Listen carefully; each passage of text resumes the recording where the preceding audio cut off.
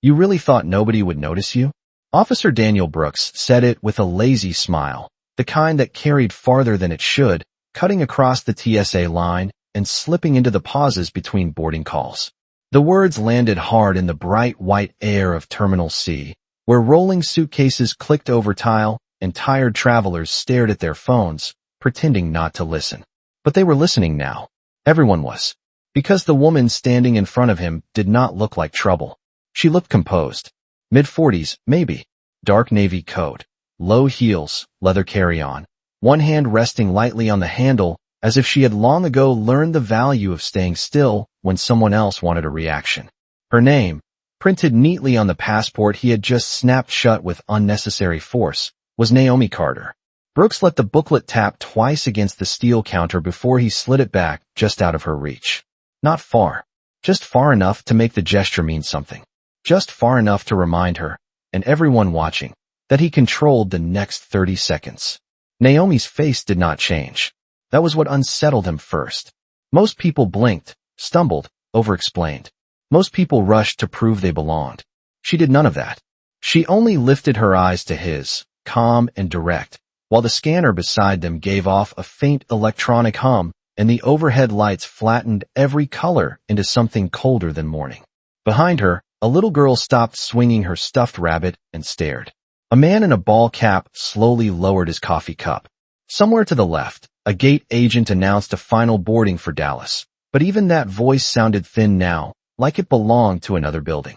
Brooks glanced at Naomi's boarding pass, then at her passport again, then at her face, searching for the nervous crack he expected to find. Maybe he thought she would apologize for existing in the wrong place with the wrong skin in the wrong kind of silence. Maybe he thought the line itself would do the work for him, that public attention would shrink her down before he even had to say more. Instead, Naomi stood there with the stillness of someone who had spent years in rooms where men tried to measure her before hearing her speak. The corner of Brooks's mouth twitched. "Step aside, ma'am," he said, louder this time. "We need additional screening." A few heads turned fully now. The words sounded official. Clean. Reasonable. That was the trick, wasn't it? Dress, humiliation, and procedure, and suddenly people hesitate to call it what it is. Naomi looked at the yellow line on the floor, then back at him. Her fingers tightened once around the strap of her bag, not in fear, but in restraint. A heartbeat passed. Then another. The terminal seemed to narrow around them. All that polished steel and glass reflecting the same frozen scene from a dozen angles. Brooks leaned one forearm on the counter like he had all day, like he had all the authority in the world, like the woman in front of him was just another delay. But there was something in Naomi's eyes now, something quiet and steady and impossible to miss, as if she had just decided exactly how much of this she was willing to let the world witness before it became someone else's problem too. And when she finally spoke, her voice was soft enough to make people lean in. "Officer," she said, "you need to be very careful about what happens next." Naomi did not raise her voice. She did not move toward him, and she did not step back. She only stood beneath the sharp airport lights with that same measured stillness, her dark coat falling clean against her shoulders, her carry-on upright beside her like it belonged exactly where she did. Around them, the terminal kept breathing in uneasy little sounds. A suitcase zipper rasped open somewhere in the next lane. A toddler fussed and was hushed. The overhead board clicked as another departure time changed by 5 minutes. But inside the narrow space between Naomi Carter and Officer Daniel Brooks, everything felt held in place by a single thread. Brooks gave a short laugh, the kind meant to make her warning sound ridiculous. "Careful," he repeated. "Ma'am, I am just following procedure." He said procedure the way some people say truth, as if the word itself should end the conversation. Naomi looked at the passport still sitting just beyond her fingertips. The navy cover had a faint crease now where his hand had pressed it against the metal. Her boarding pass stuck out from between the pages, the edge bent slightly from being handled too hard. Small things, maybe. But small things were how disrespect often announced itself first. "Then follow it correctly," she said. Her tone stayed even, almost quiet, but it carried. It reached the older couple 2 lanes over. It reached the young man pretending to scroll while his camera lens pointed sideways. It reached the little girl with the stuffed rabbit, who now stared openly at Naomi as if she had never heard someone sound so calm in a moment designed to make them small. Brooks straightened. Something in his face tightened, not anger exactly, but irritation at being denied the reaction he wanted. He picked up her boarding pass and studied it longer than necessary, then turned it over as though suspicion might be printed on the back. "Traveling alone?" he asked. Naomi did not answer right away. His question had nothing to do with screening. That was the point. He wanted to move the moment away from rules and into territory he controlled by instinct, by tone, by the old, ugly permission some men felt when they thought a crowd would quietly side with them. "That is not relevant," Naomi said. Her eyes never left his.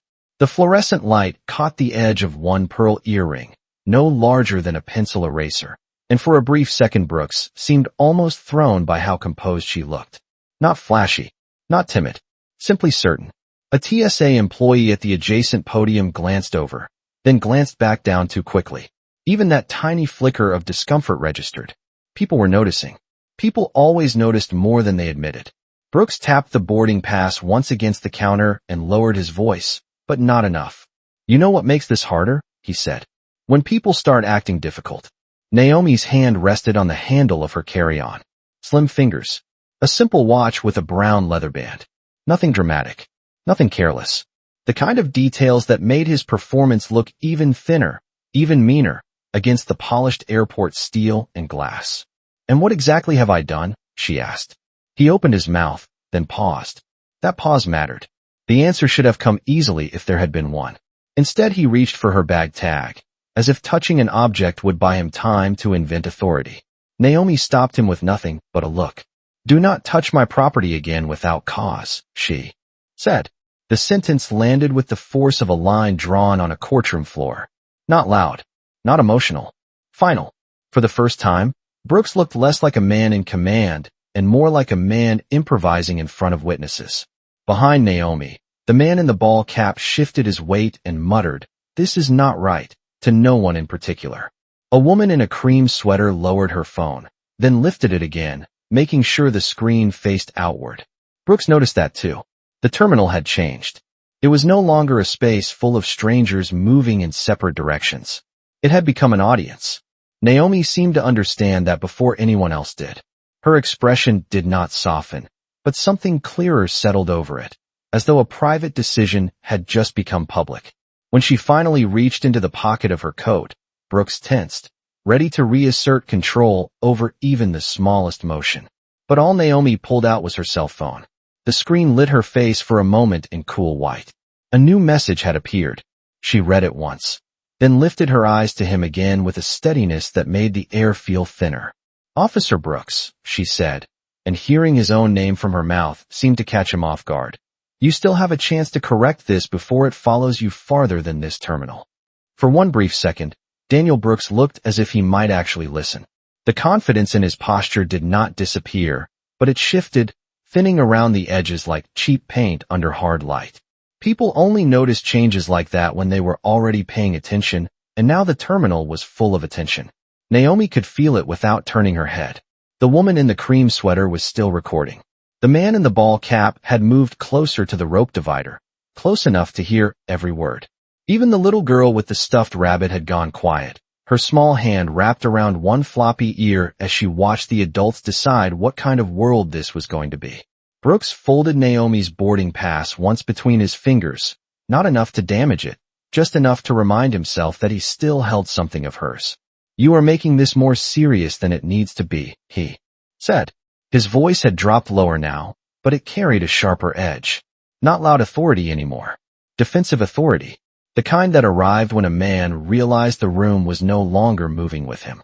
Naomi slipped her phone back into her coat pocket. She had read the message in a single glance. Her car service had confirmed that a court liaison would meet her at the destination gate in Chicago. A routine detail on any other morning. But routine had a strange way of turning into evidence when the wrong person insisted on pushing too far. "No," she said. "I am recognizing exactly how serious you have chosen to make it." Brooks exhaled through his nose and glanced over his shoulder toward the glass-walled office near the checkpoint.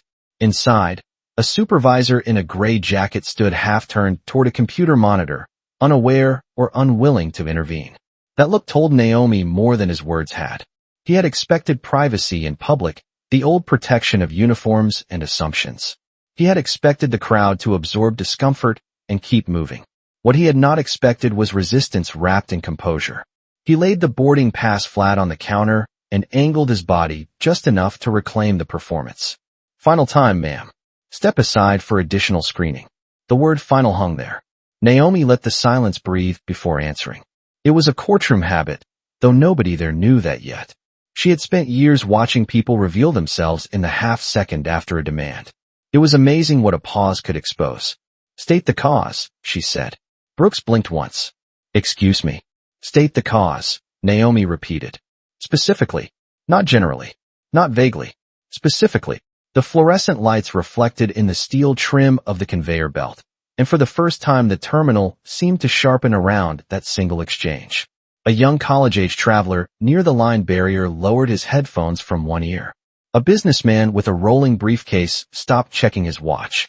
The pressure in the air changed, subtle but undeniable. Brooks had not prepared for precision. Men like him rarely did. They relied on people backing down before details mattered. "Random screening," he said at last. Naomi's expression did not change, but something almost like pity passed through her eyes. "Then say that first," she replied. "Before the commentary. Before the assumptions. Before you decided to turn me into a public example." His jaw tightened. He had heard it now, whether he wanted to or not. So had everyone else. Public example. The phrase settled over the line like dust on polished glass, making everything easier to see. The woman recording shifted her phone slightly higher. The older couple 2 lanes over exchanged a look that had judgment in it now, not confusion. Brooks noticed all of it. Naomi noticed him noticing. He reached for the passport again and tapped the cover with 2 fingers. "You think you know what this is?" he asked. "I know exactly what this is," Naomi said. Her voice stayed low, controlled, almost gentle, which only made the answer land harder. "And I know you were counting on nobody saying it out loud." That was the moment his authority cracked. Not dramatically, not enough for everyone to name it. But Naomi saw it. It flashed across his face in the quick narrowing of the eyes, the tiny stiffness in his shoulders, the reflexive glance toward the mounted security camera above the lane. He had forgotten about the camera until she made the truth visible. He followed the angle upward, then back to her, and the blood seemed to leave his expression a little at a time. Naomi did not smile. She did not need to. Behind her, the public address system announced boarding for Flight 284 to Chicago. Her flight, her gate, her schedule, her life, held hostage for these last few minutes by a man who had mistaken access for power. She placed one palm lightly on the counter, not demanding, not pleading, simply present. "Return my documents," she said. Brooks hesitated. Only a second. But a second was enough. Because just then the door to the supervisor's office opened, and a woman in a gray jacket stepped out with a badge clipped at her waist and concern written plainly across her face.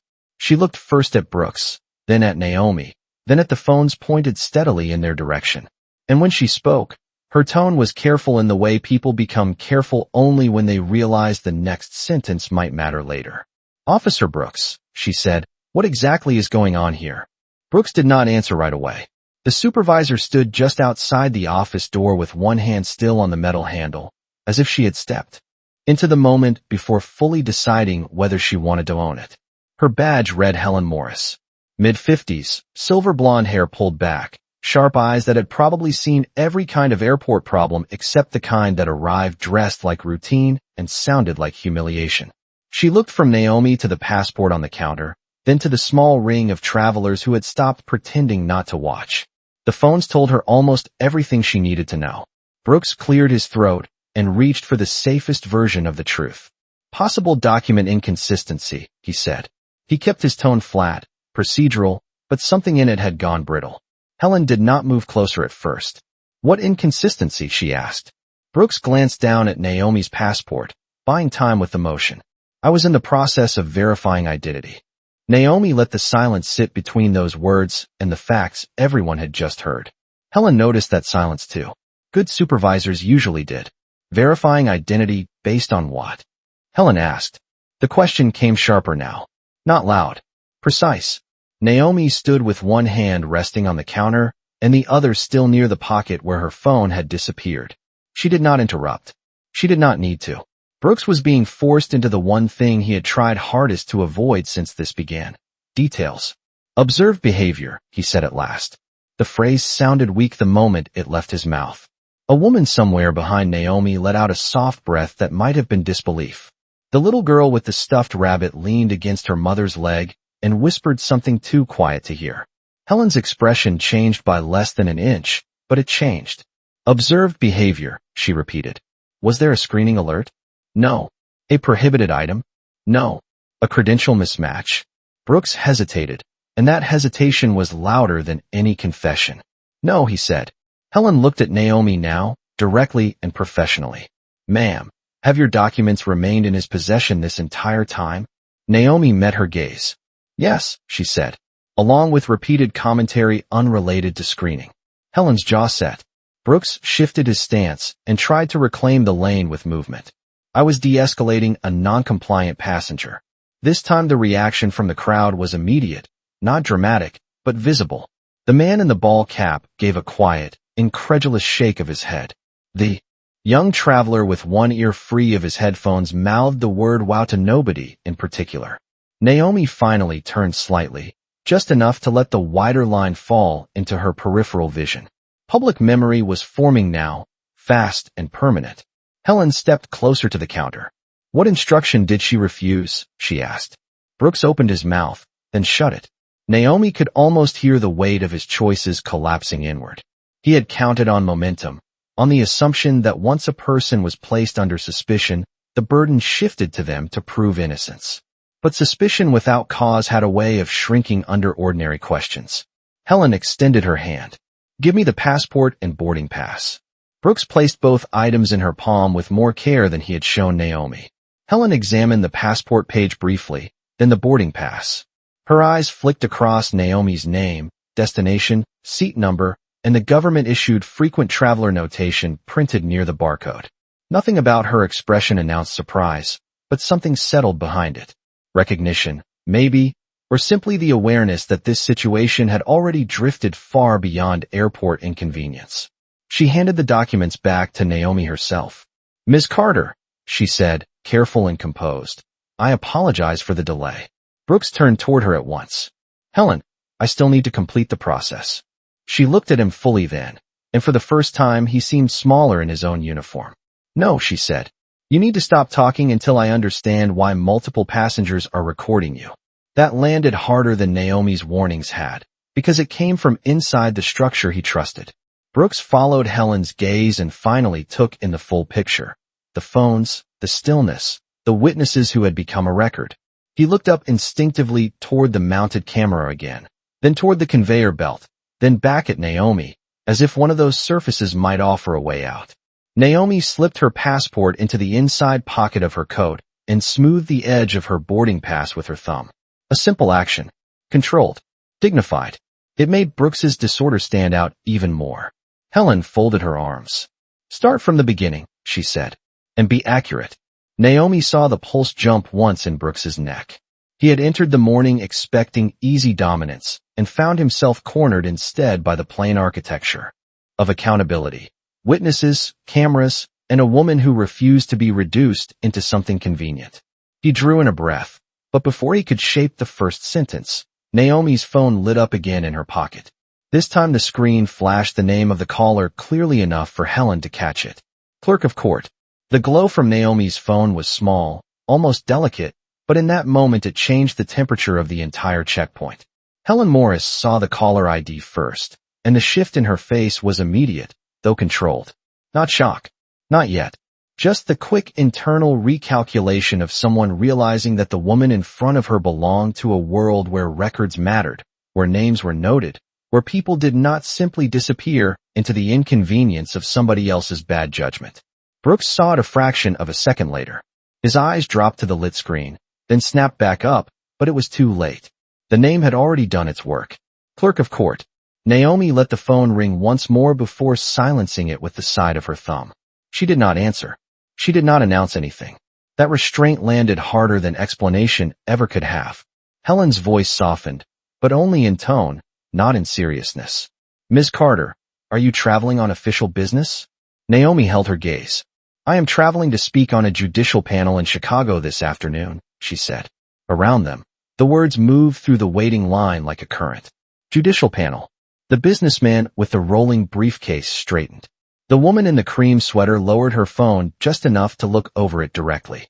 Even the young traveler with the half-removed headphones seemed to stop blinking.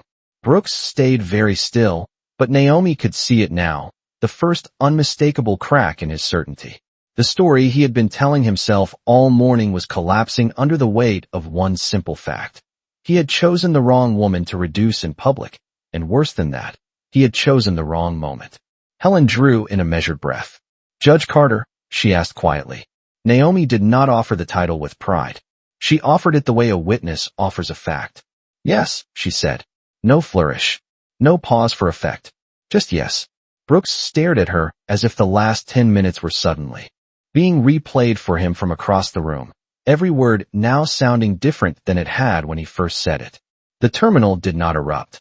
There was no dramatic gasp, no loud confrontation. It was stranger than that. The silence itself changed shape. It grew heavier, more exact. The kind of silence that comes when embarrassment stops being private and starts becoming permanent. Helen turned her head toward Brooks slowly, almost reluctantly, as though she already knew she was not going to like anything that came next. Did you know who she was? She asked. Brooks swallowed. No. The answer came quickly, too quickly. Helen's eyes narrowed by a degree. Did you ask any relevant screening questions before detaining her documents? Brooks opened his mouth, but Naomi spoke first, still calm, still measured. He commented on my presence before he commented on any procedure, she said. And he did so loudly enough for the line behind me to hear every word. Helen looked at the people gathered near the lane. The man in the ball cap gave a short nod. The woman in the cream sweater lifted her phone again. A mother with a child on her hip shifted forward and said, "That is true." No one was shouting. That made it worse for Brooks. Shouting could be dismissed as emotion. This was testimony. Helen's posture changed completely then. She was no longer managing a checkpoint delay. She was stepping into an incident. Officer Brooks, she said, each word clipped and clean, step away from the screening lane. He blinked. Helen, I was only trying to be thorough. Step away, she repeated. Naomi watched the order land on him like cold rain. He did not argue this time.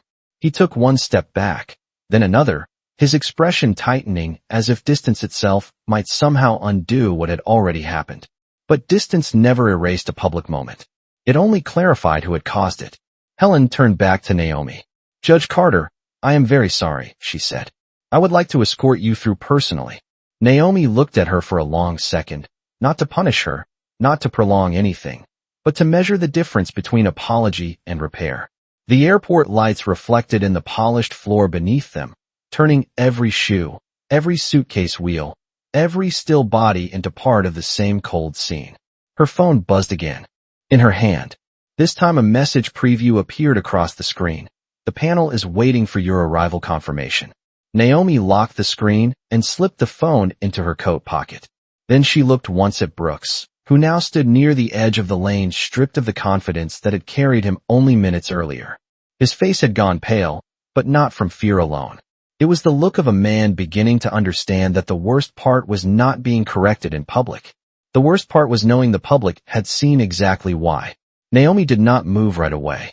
Around her, the terminal slowly remembered how to breathe. A roller bag clicked over the tile somewhere behind the rope divider. A boarding announcement drifted down from the ceiling speakers in a flat, distant voice, naming gates and zones and cities as if none of this had happened beneath the same hard white lights. But Naomi felt the moment settling into place with the weight of something that would not vanish when the line started moving again. Helen stood beside her now, no longer across from her, and that small change mattered. It did not erase what had happened. It only made visible that the room had finally understood where the fault line was. Naomi picked up her carry-on and adjusted the strap on her shoulder with careful hands. Her fingers were steady, though not because she was untouched by any of it. Steady because she had practiced steadiness for years, in courtrooms, in hallways, in elevators, in polished buildings where men often mistook composure for permission. The little girl with the stuffed rabbit was still watching. When Naomi turned slightly, Their eyes met for just a second. The child's expression held no politics, no ideology, none of the learned distortions that adults wrapped around simple harm. Only confusion and the faint beginning of understanding. Naomi offered her the smallest nod. The girl tightened her grip on the rabbit and leaned into her mother's side. Brooks remained a few feet away near the edge of the screening lane, close enough to hear everything, far enough now to understand he was no longer controlling any part of it. He had removed his gloves and was folding them in one hand without seeming to notice. The gesture looked small and restless and strangely human, which made the ugliness of the last several minutes feel even sharper. Cruelty often arrived in ordinary packaging. That was part of what made it so exhausting. Helen lowered her voice.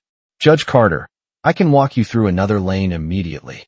Naomi glanced toward the checkpoint entrance where travelers were beginning to move again in careful, sideways glances, as if they were unsure whether they had just witnessed an inconvenience or a revelation. In a moment, she said. Her tone was not cold. It was simply exact. She needed one breath before re-entering the machinery of the day.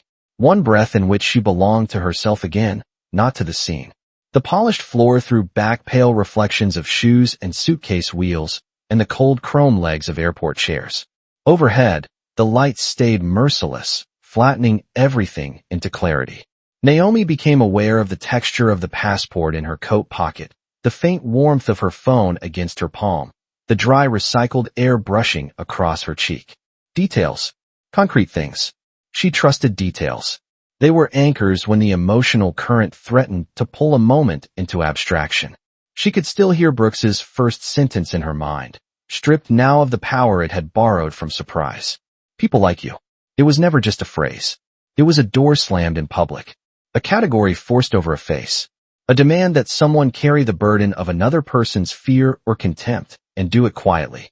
Naomi had seen it in case files, in testimony, in body camera transcripts, in citizens who entered court trying to sound reasonable about wounds that were still fresh. Today it had met her in a terminal before noon, wearing a badge and a practiced voice. She stood in the center of that realization and let herself feel the ache of it without letting it bend her posture. Nearby, the woman in the cream sweater slowly lowered her phone. The man in the ball cap gave Naomi a brief look of respect and then looked away, perhaps understanding that dignity sometimes needed privacy more than witnesses. Helen followed Naomi's gaze and seemed to understand the same thing. She signaled to another employee to open a side lane, then waited without rushing her. That restraint registered. Repair, Naomi thought, began in moments like this, not with grand language, but with the refusal to force someone to recover on a schedule convenient to the institution that failed them. Her phone buzzed once more. She checked the screen. Another message from the court liaison, polite and practical. Car will remain at arrivals. Panel delayed 15 minutes. She almost smiled at that, not because the morning had become lighter, but because time itself had quietly made room for consequence. When she lifted her head again, Brooks was looking at her. Not defiantly now. Not even apologetically, at least not yet. He looked like a man hearing his own actions replayed in a voice he could not interrupt. Naomi held his gaze for one measured second, then turned away.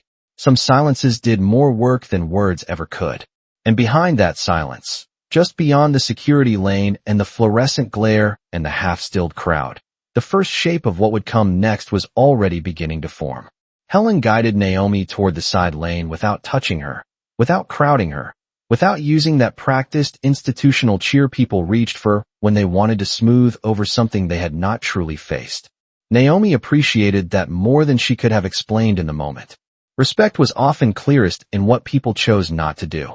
The alternate screening lane stood empty beneath the same white fluorescent wash, its gray bins stacked neatly, its conveyor belt humming with that low mechanical patience machines always seemed to have.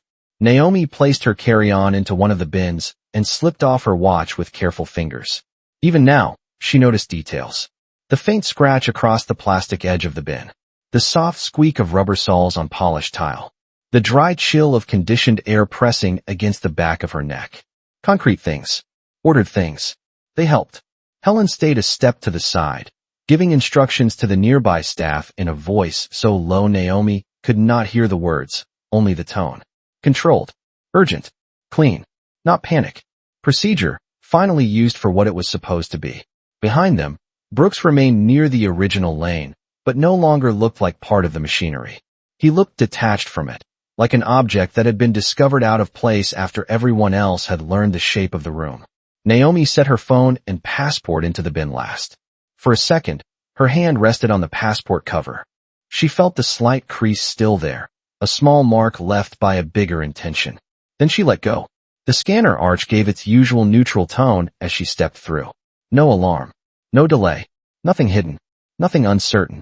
Helen exhaled quietly, as if even that simple clean passage had become meaningful. It had. Naomi collected her things on the other side and fastened her watch back around her wrist. Time, restored to her body. As she adjusted the strap of her carry-on, she heard footsteps approaching from behind, measured but hurried. A man in a Navy airport operations jacket stopped beside Helen and leaned in to speak. He was tall, late 40s, close-cropped hair, ID badge clipped to his chest. Assistant Director Raymond Ellis. Naomi saw the name in one glance and understood from Helen's expression that the situation had climbed another level. Ellis listened for less than 10 seconds before his eyes moved toward Brooks, then back to Naomi, then to the passengers still holding phones at waist height, as if none of them trusted the moment to stay over just because the line had restarted. He turned fully toward Naomi. Judge Carter, he said, careful and respectful. I am Raymond Ellis with Airport Operations. I would like to apologize for your treatment this morning. The words were proper, measured, but they carried the stiffness of a man already thinking 3 steps ahead, toward reports, statements, footage requests, internal review. Naomi nodded once. Thank you, she said. She did not make it easy for him by pretending the apology closed anything. Ellis accepted that. Good. He glanced toward Helen, then lowered his voice. We are preserving the security footage from the checkpoint. Naomi held his gaze. That was the first sentence anyone had said all morning that sounded fully awake. Not sorry. Not confused. Not defensive. Preserving footage. Evidence. Record. Accountability beginning to take material shape. You should, she said. Ellis gave a small nod, as though the answer confirmed what he already knew. Several passengers have also offered witness statements. Naomi looked past him. The woman in the cream sweater stood a few yards away now, phone lowered, speaking to another airport employee. The man in the ball cap had not left either. Even the mother with the little girl remained close enough to be counted. The child still held the stuffed rabbit, but her face had changed. She no longer looked confused. She looked as though she had just seen adults choose a side and had understood, in the simple moral way children often do, which side came too late. Naomi felt something settle inside her then.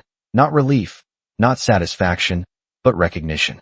The moment had crossed a line. It no longer belonged only to her and the man who had tried to diminish her in public.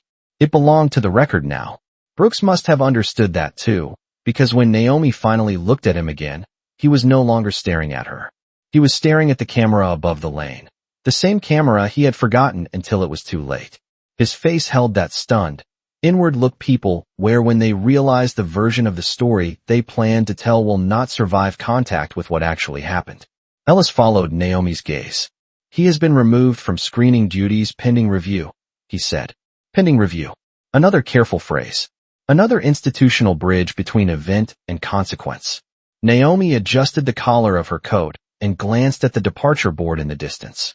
Chicago still flashed beside her flight number, delayed 15 minutes. Time had opened just enough for the truth to start catching up. Her phone buzzed again. This time it was a call, not a message. She looked at the screen. Marcus Reed, civil rights attorney. Old friend. Naomi let the name glow in her hand for one breath while the airport lights gleamed off the polished floor and the low conveyor hum faded behind her. Then she answered, and before she could say a single word, Marcus's voice came through calm and direct. Naomi, he said, someone just sent me the video. Naomi stopped walking.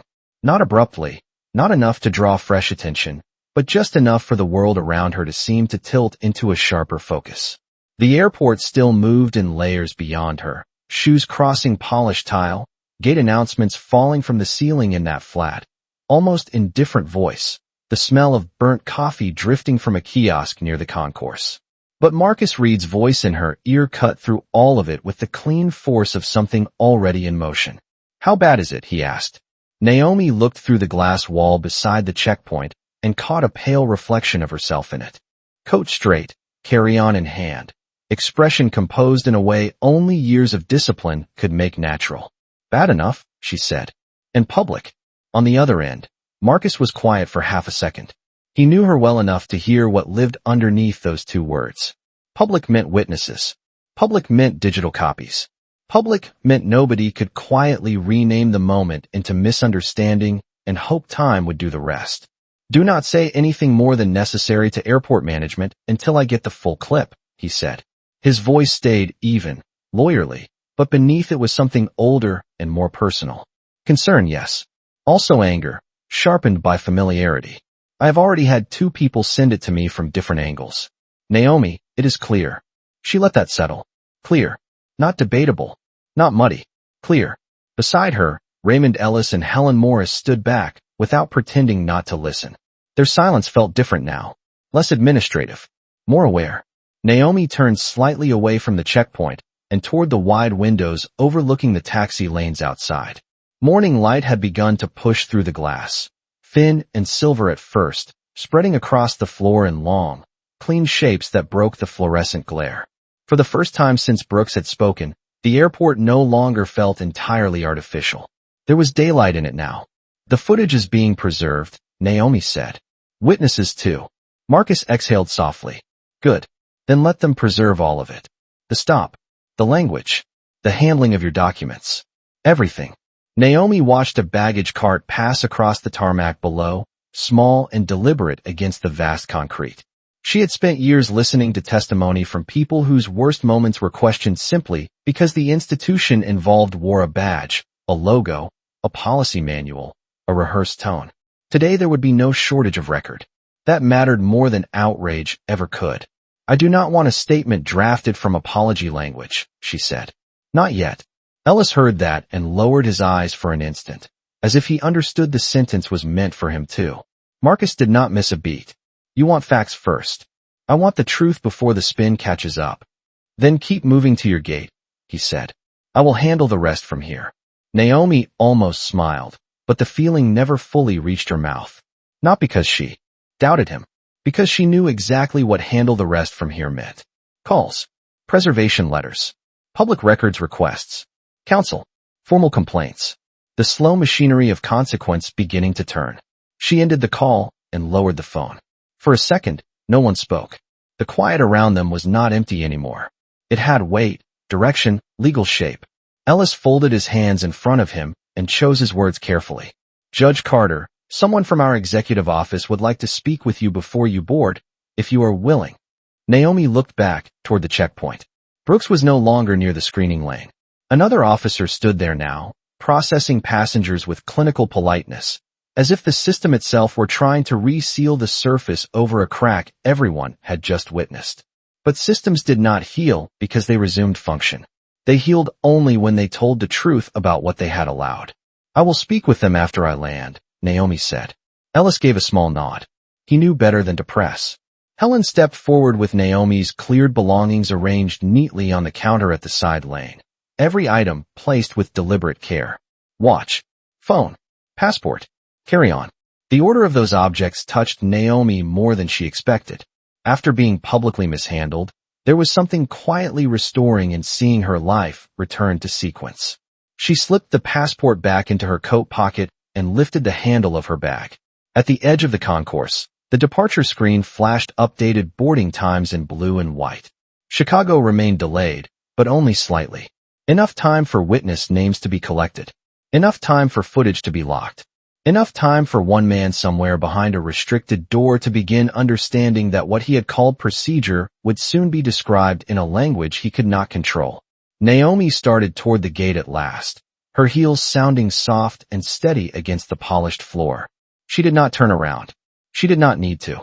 By then the moment had already left the terminal and entered the wider world, carried not by noise but by record. And somewhere between the cold airport lights and the first thin wash of daylight through the glass, the apology phase had quietly ended.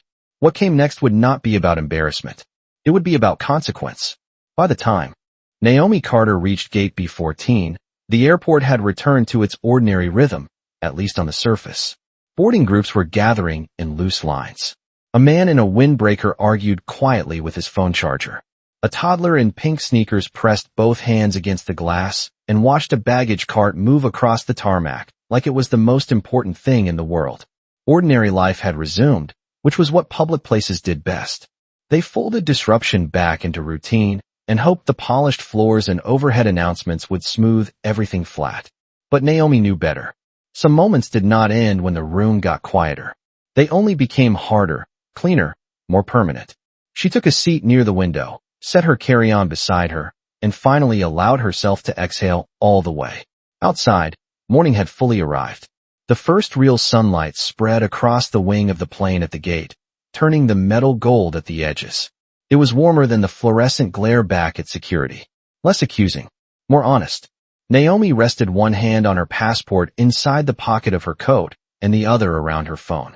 It had not stopped vibrating for the last 10 minutes. Messages from colleagues.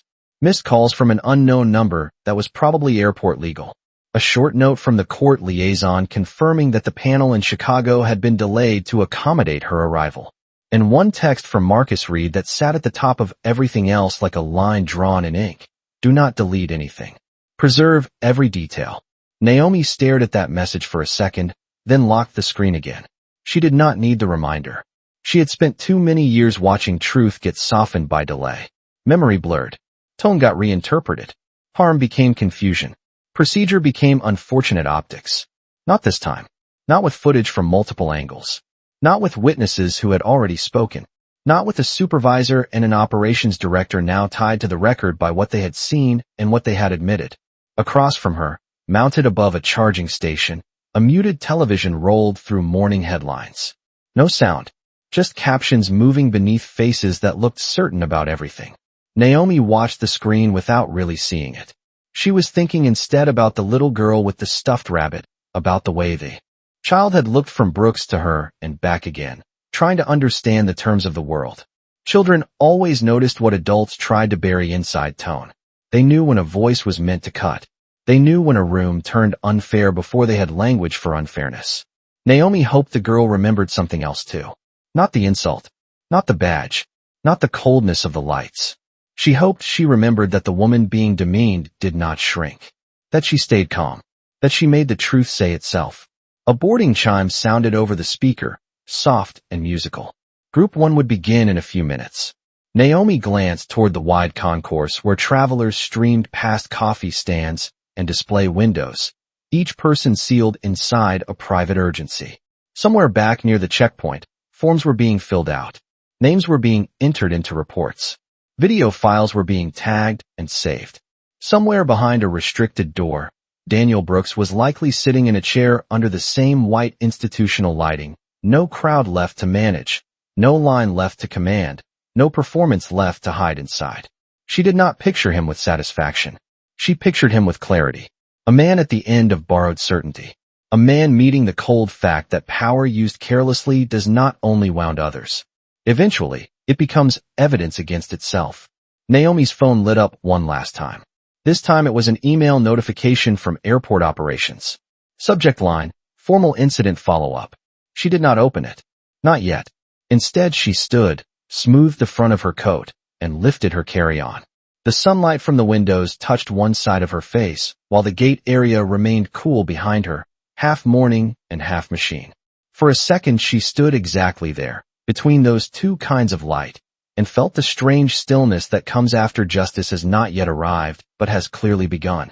Then boarding was called, and Naomi stepped forward with the same quiet dignity she had carried through every minute of the morning. No speech, no spectacle, just the soft sound of her heels on the polished floor, the steady grip of her hand on the handle of her bag, and the knowledge that somewhere behind her, in offices and inboxes, and preserved footage and witness statements, the silence of that terminal had already started speaking for itself.